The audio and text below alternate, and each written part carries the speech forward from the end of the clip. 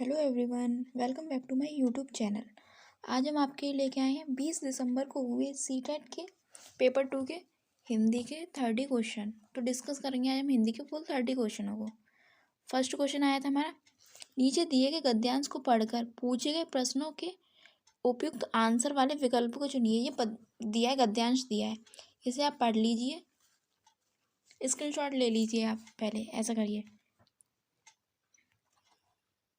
ये रहा था। और इसका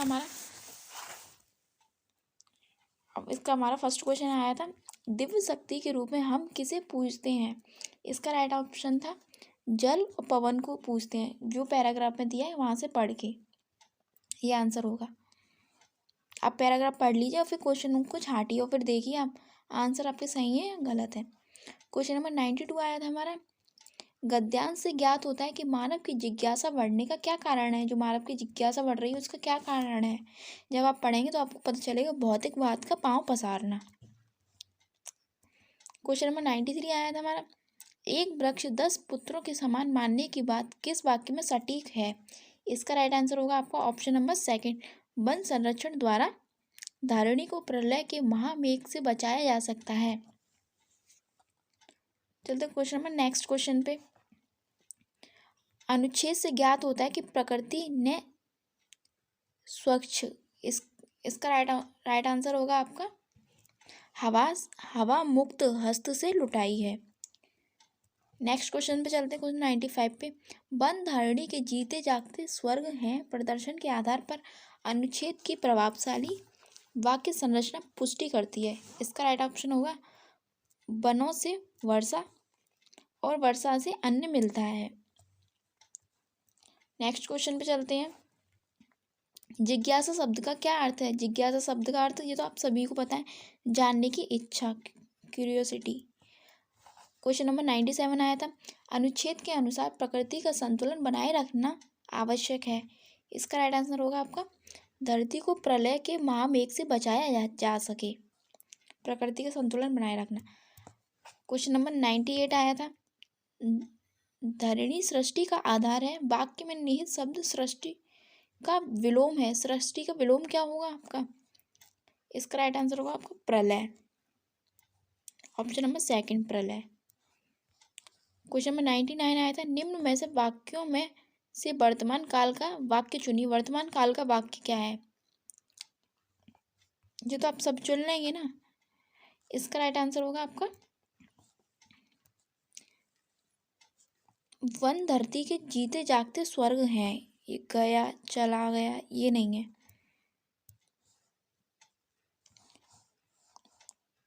अब ये आया था ये पद्यांश, ये तो वही है, रिपीट हो गया। तो क्वेश्चन नंबर यहाँ तक ये था, पद्यांश आया था। नीचे दिए गए पद्यांश को पढ़कर पूछे गए प्रश्नों के सबसे उपयुक्त उत्तर वाले विकल्प को चुनिए। ये दिया था पद्यांश, इसे देखिए आप, इसे पढ़िए। और इसके क्वेश्चन आए थे यहाँ, इसके क्वेश्चन 100 क्वेश्चन नंबर से स्टार्ट है। इस कविता का मूल भाव क्या है। इसका राइट आंसर होगा आपका आत्मनिर्भर बनना। चलते नेक्स्ट क्वेश्चन पे, सुंदर भविष्य से कवि का क्या आशय है। सुंदर भविष्य से कवि का आशय है आत्मनिर्भर। नेक्स्ट क्वेश्चन पे चलते हैं, आत्म मंथन शब्द का अर्थ है। आत्ममंथन शब्द का क्या अर्थ है। इसका राइट आंसर होगा आपका स्वविश्लेषण करना। नेक्स्ट क्वेश्चन आया था हमारा, विश्व गुरु बनने हेतु कवि की क्या राय है। इसका राइट आंसर होगा आपका ऑप्शन नंबर थर्ड, आत्मनिर्भरता हेतु परिश्रम करना। तो नेक्स्ट क्वेश्चन है, पद्यांश में व्याकरण की दृष्टि से सुंदर शब्द क्या है। व्याकरण की दृष्टि से क्या सुंदर शब्द है। इसका राइट आंसर होगा आपका विशेषण। सुंदर क्या चीज है, विशेषण। क्वेश्चन नंबर नेक्स्ट क्वेश्चन, दूजों के जो हाथ पकड़े हाथ उनके कब के झूठे, उस पंक्ति में कौन सा अलंकार है। इसका राइट आंसर होगा आपका ऑप्शन नंबर थर्ड, श्लेष अलंकार, श्लेष अलंकार। चलते नेक्स्ट क्वेश्चन पे।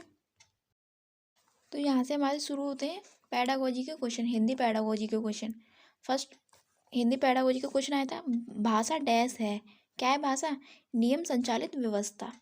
नेक्स्ट क्वेश्चन आया था हमारा, एक अध्यापक कुछ क्रियाएं करती है, शिक्षार्थियों को निर्देश है कि इसका अनुसरण करें, उन्हें किसी भी प्रकार से बोलने की मनाही है, इस विधि को किस रूप में जाना जाता है? इसका राइट आंसर होगा आपका समग्र शारीरिक प्रतिक्रिया के रूप में जाना जाता है।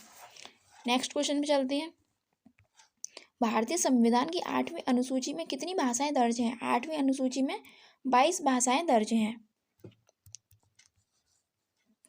नेक्स्ट क्वेश्चन पे चलते हैं, एक कक्षा कक्ष में विविध साधनों जैसे दीवार पर कक्षा पुस्तकालय श्रव्य दृश्य के द्वारा शिक्षार्थियों को भाषा पर ध्यान देने के अवसर दिए जाते हैं, इसे क्या कहना चाहिए?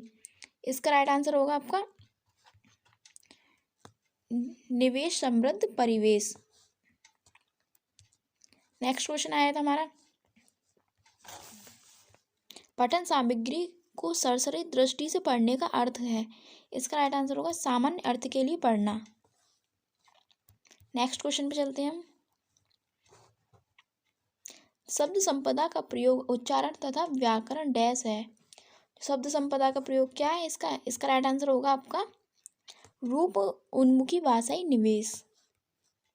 चलते हैं नेक्स्ट क्वेश्चन पे,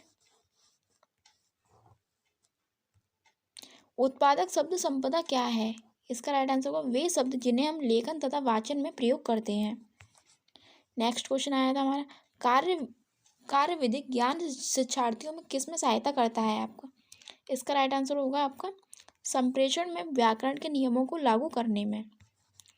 नेक्स्ट क्वेश्चन आया था, लेखक का कौन सा उपागम लेखन के द्वारा लिखना सीखना को स्पष्ट कर सकता है? इसका राइट आंसर होगा आपका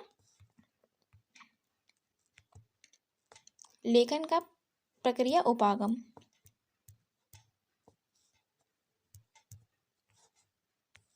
चलते हैं क्वेश्चन नंबर 15 पे, निम्न में से कौन सा एक्स्ट्रापोलेटिव किसी के स्थान पर स्वयं को रखना लेखन कार्य है?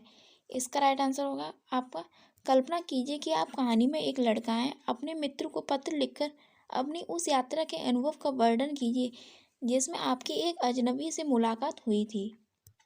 एक्स्ट्रापोलेटिव।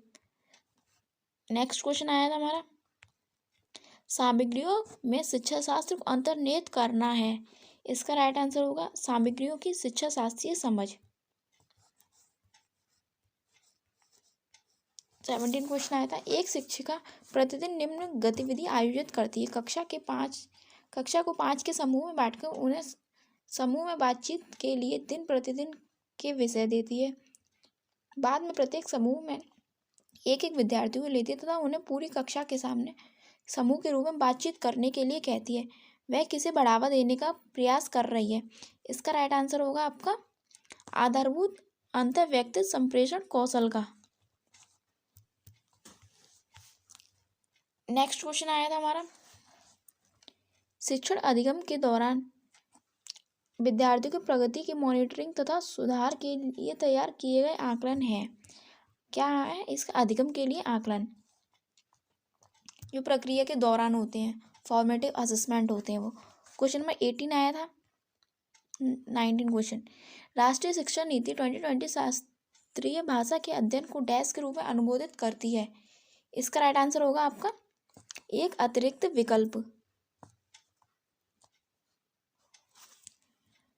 ये आज का हमारा लास्ट क्वेश्चन आया था 120, एक शिक्षिका अपनी कक्षा में विद्यार्थियों को दो के समूह बनाती है और उन्हें 18 वाक्यों वाली एक कहानी देती है, उनमें से एक जोड़े के पास विषम संख्या वाले वाक्य 1, 3, 5 छपे हुए तथा अन्य वाक्य खाली हैं, जबकि दूसरे जोड़े को सम संख्या वाले वाक्य तथा विषम संख्या वाले वाक्य खाली हैं।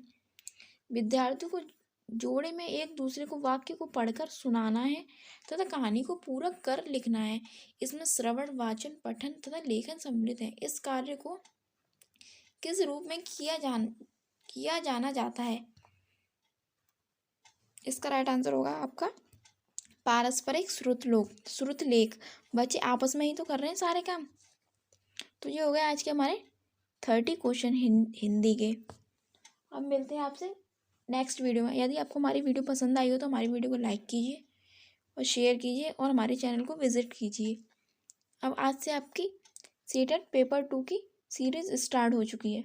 अब मिलते हैं आपसे नेक्स्ट वीडियो में।